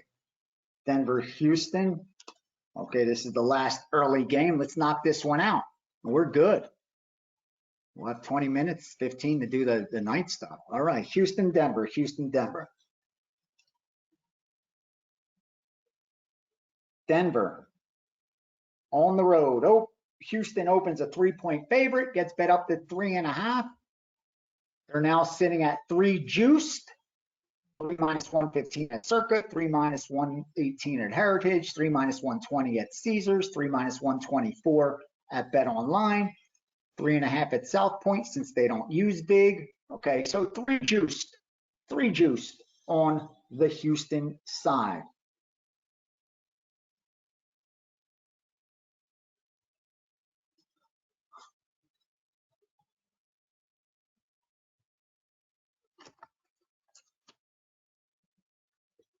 I'm pissed I didn't split up that teaser 2 and 2 with the Jets and Tennessee, Jets and Miami. That would have been the best move.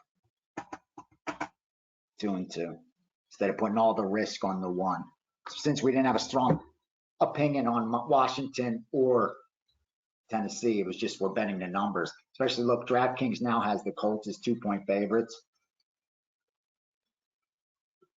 I botched that one. Fuck. I hate when I do that shit. And I don't want to send out a second teaser because that's just taking on more risk. That was just an amateur move. I should have stopped and thought it through. I panicked the fucking time. That was stupid of me. That was very stupid of me. When there's no obvious answer, do nothing. That's so fucking key.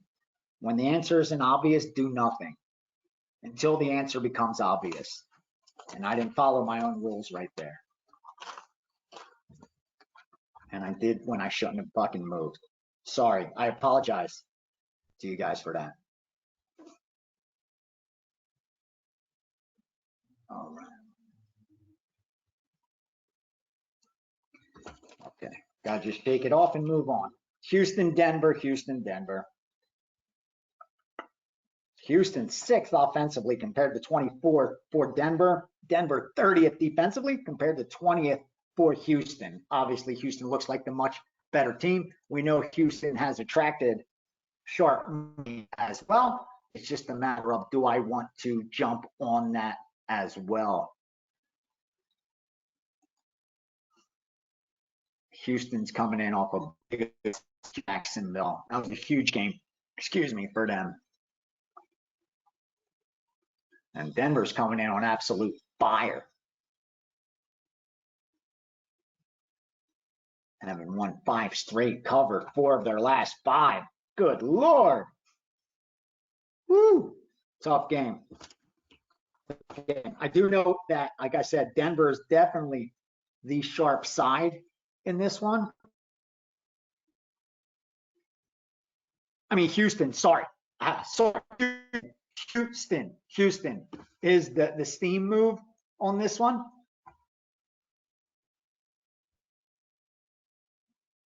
I'm just not sure I want to get involved.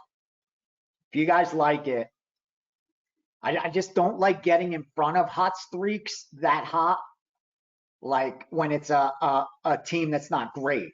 Like I look for extremes, but an extreme from Denver who's 6-5 is different than an extreme from 8-0 team that people actually want to bet. And that's the problem I'm having here. Knowing Texans are the sharp side.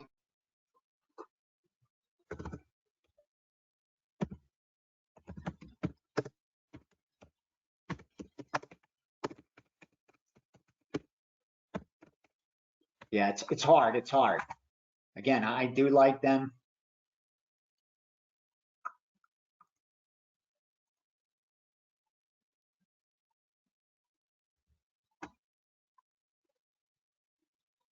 But I'm gonna have to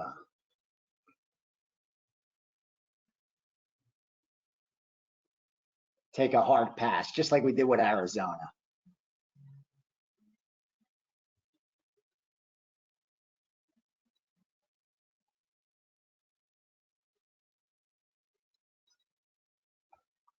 Yeah, I kind of like.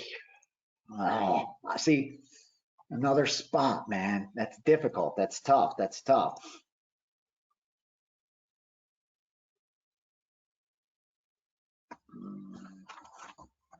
Look a little harder on this because it's an early game. God damn.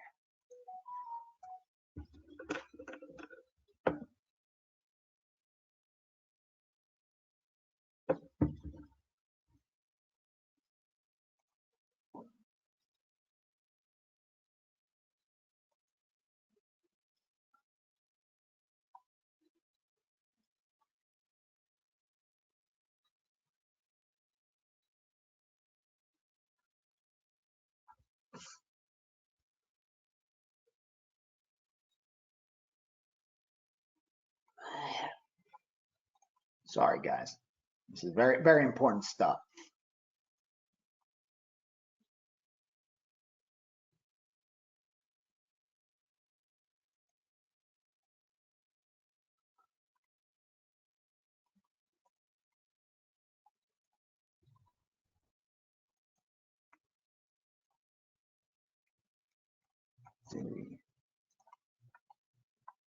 Good guy. I should take a pass. I don't want to leave money on the table,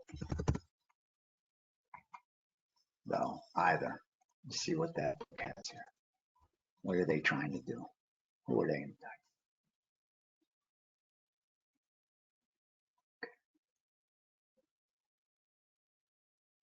Okay.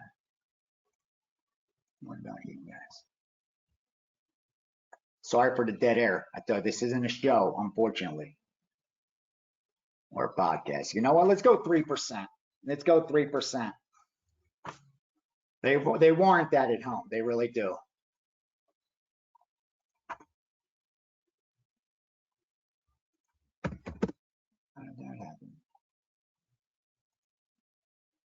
I get locked out. Hold on.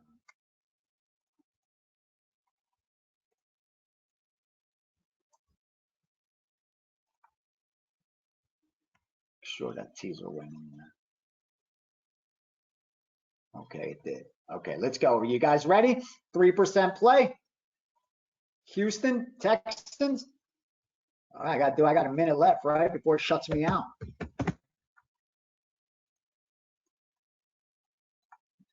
-3, -120.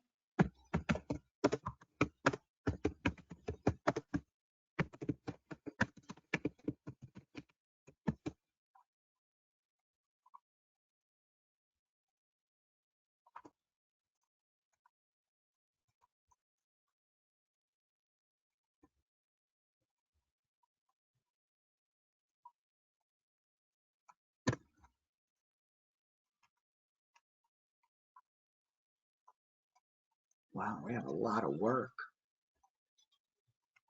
Okay, let's see when the dust settles, right? Let's put this bet in. Who's done? Wow, -3, -115. I even fucked myself, huh? Gave myself a bad number. Yeah, he's 3 minus 15 too. And how are you doing, Ace? Yeah, I wish you guys, I could do the second halves, dude. I think the only way I would be able to do is maybe, it's just not even enough, like to tweet, but then I'd have to take the time to tweet it. Here's easy, because I just say it. Yeah, I don't think there is a way. Unless we're on air.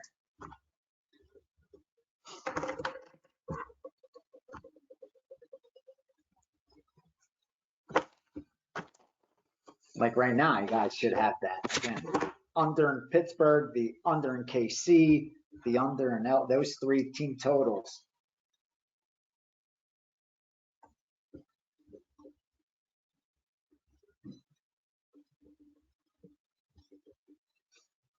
Yeah, there'll probably be like 5, 6 of them at the second half, and then maybe 1 or 2 later. I'm also starting to get some overnights in NBA. So if you guys see any stuff come out in the evening for the next day, you will have to bet it. Those are the stuff that usually you wake up the next morning and the line's 2 or 3 points different. It won't be a lot. It'll be rare, but it will happen. Here we go. You ready? First half under. Team total, Denver Broncos, under 10.5 minus 130. Under 10.5 minus 130. First half, team total.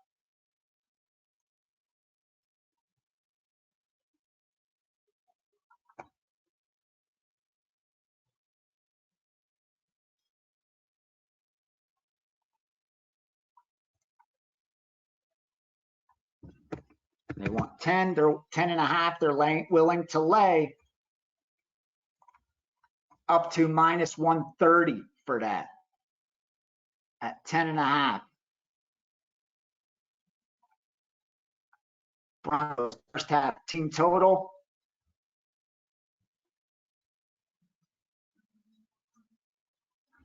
$10.5 under minus 130. One where, like when I was a runner, I would have taken under 10 if I could have got like minus 105, even money, plus 105. Only because if they win, the worst that happen is I push. Like they got under 10.5, I got under 10. If it lands 10, which is probable in the first half total, that's the sucky part, I push and they win. But they can't win and me lose. Like for them to win, the worst I can do is push. In those spots, I would usually piggyback it. But I know here, by the time a lot of you log in, you may see a 9.5 juice to the over. You know what I mean? Like first half ones, I would probably, unless it's a playoff game, Monday night game, Sunday night game, Super Bowl, I usually won't ever send them out to subscribers because those are hard to find. They move quickly and limits are lower because there's not a lot of recreational bettors that are getting down on first half team total. All right.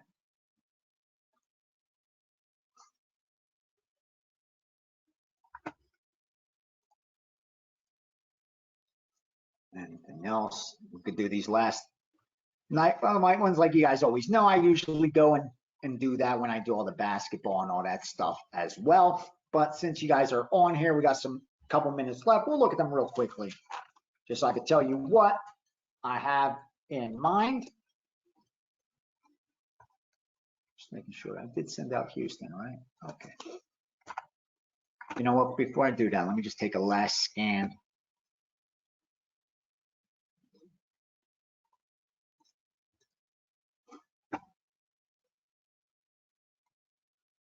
Again, you know, a little 3% play was worth it. You know, I don't love, but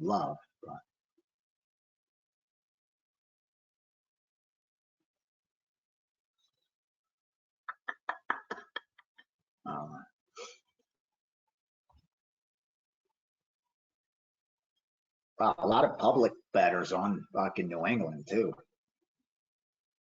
A lot of the public's on New England. surprised. A lot of New England. I hate that. Anyway, all right, let's go real quickly, so you guys could enjoy the games and I could get back to work. See how unfair life is? I'm just playing. Let's go. Philly, San Fran, Philly, San Fran. I'll tell you right now what we're looking at here is the San Francisco side. It's just a decision of what we're going to bet them, whether we're going to bet them on the spread, whether we're going to bet them on the money line, or something along those lines. I moved for the team total, guys. First half team total over. First half team total over for San Francisco. I think it was like 10 or something along those lines. I'll tell you right now. Here, so you guys don't take a bad number. Yeah, I went over 10.5 minus 110 on 49ers. First half team total. Yeah, first half team total.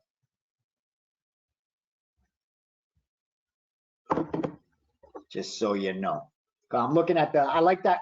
I think they're going to come out open, wide open. I think we're going to see some points immediately in this game. Not as much defense as some may think.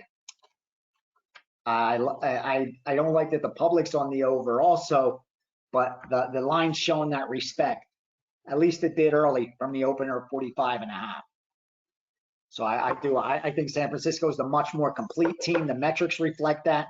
Number 1 offensive passing success rate, number 8 defensively. The only reason we don't have a 4% play on San Francisco to win the Super Bowl is because I took Buffalo instead, like an idiot, just because of the uncertainty at quarterback for San Francisco. But look, they're number one offensive passer rating.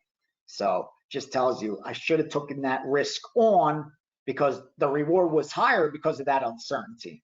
Now that the uncertainty's gone, of course, there's no lane forward. Kevin Cross is out against Fordham. Okay.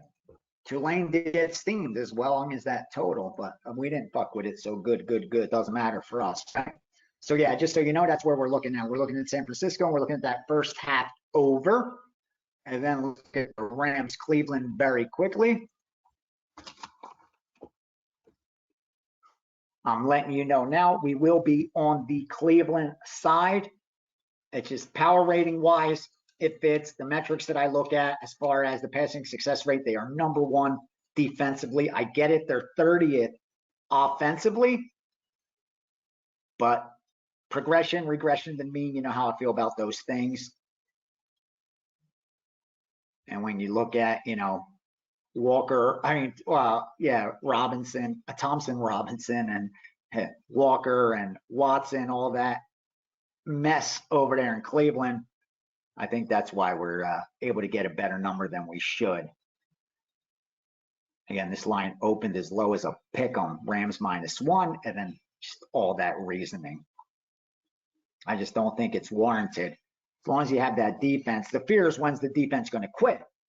When the offense isn't doing anything. They're not. They're 7-4. You're playing for a division. You're playing for the playoffs. Why would the defense quit? So we will be looking at Cleveland, and we will be betting Cleveland.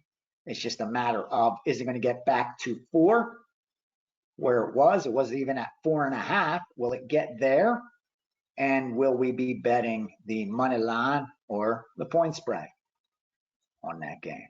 For sure. And then finally, Sunday night, we already have the Green Bay Packers. There has come some sharp KC money against us. I was a little surprised to see it, but it did. It's not being reflected in the betting line, as you can see. It's at 5, even 4.5. But I can tell you with certainty, because I book for various move for various groups, and that's what they're looking at. So we got a bunch of action in early NFL. We're set up nicely for a couple late afternoon games.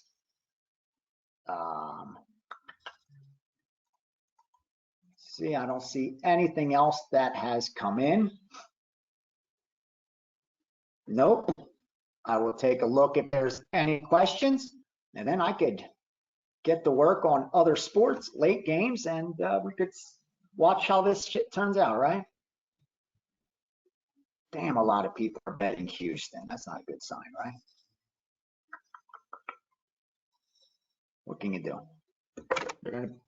They kicked, we're already in. We're in the money. We'll see what happens, right? Okay. A lot of these out here.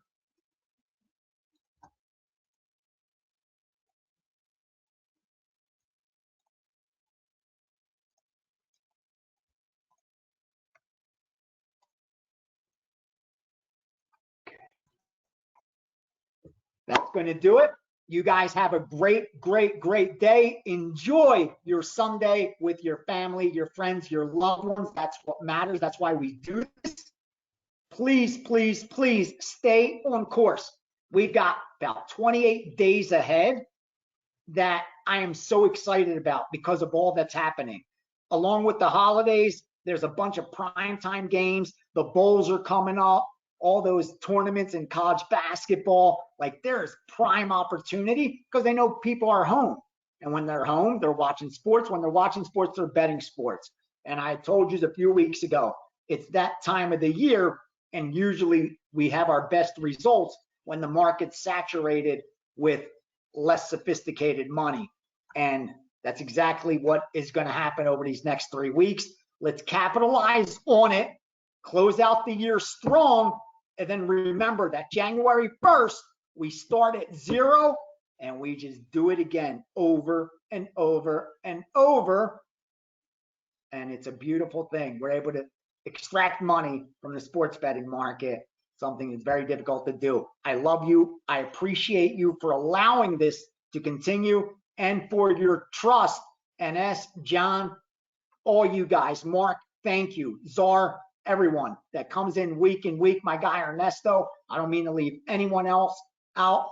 Billy, Dave, Sherlock, Rob, Jay, NS, Bengen, M, J, Stevo, John, JB, all of you guys, all of you, Pete, Mel, Scott, Dean, Mike M, all of you are the reason I'm this excited and happy, dude. You guys made me fucking love my job again and enjoy what I'm doing. And now that I'm divorced too, I have nothing but time. I actually watch games. I have games on in the background, if that tells you anything. So it's a great time to be working together. Our partnership is only going to get fucking stronger as our trust grows and our understanding, and we improve our results. That's always the goal. I love you guys. I really fucking do. I'm not ashamed or embarrassed to say it. You guys are fucking awesome. And I appreciate each and every one of you do. I really fucking do. And that's why it's so important to me that you profit more than anything else. That on December 31st, you're actually able to sit down, exhale on New Year's Eve and be like, dude, I made a little money betting sports this year. I actually did it. It is possible. I want you to have that fucking feeling like I had the first time they threw me out playing blackjack. When I walked outside of the casino, I swear, and I was like, dude, you got it. Like, you could beat them. Holy shit. Like now it sucks. It fucking becomes a burden and the worst thing that could happen to you. But the very first time, I'll never forget, I walked outside of the casino after getting thrown out. And I hate to sound lame and cliche, but I swear it was almost like a euphoric moment. Like this, you just expect the skies to open up, music to play, like a movie scene, like $1 billion industry, a multi-billion-dollar industry, but more importantly, $1 billion property. Just told a guy raised in a row house in Philadelphia that came here with $600 that he can't play this game because they're afraid he's going to beat them. Like, that fucking feeling was so good. I was riding on a high that no rocket fuel, no freaking no nut on the planet is going to give you this kind of euphoric high that you have when the casino, the bookmaker admits to you and you actually are able to see it with your own eyes.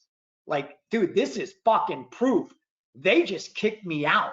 They just said, dude, you cannot play here. And it ain't because they don't like the way I look. It ain't because they don't like my voice. It's not because they don't like my smile. And it sure as hell ain't because they don't want my money. It's because they know for some reason, I can beat them. That feeling I want you to feel on December 31st, I swear to God, more than anything. Because if you're ahead, that's exactly the same feeling. You should sit on your couch, look at your fucking figures if you've kept accurate figures like I've asked you to, so you could actually see it in real time, actually see it play out, and walk outside like I did and fucking take a deep breath and feel fucking happy and so secure in yourself that you have the capabilities to beat these guys, and there ain't shit they can do about it. All I had to do is find a blackjack table. All you have to do is find bookies, and we'll beat them. We'll beat them together. I love you. Have a great day. Let's see if we could do some damage when all the dust freaking settles. And you guys enjoy it, man. Thank you all.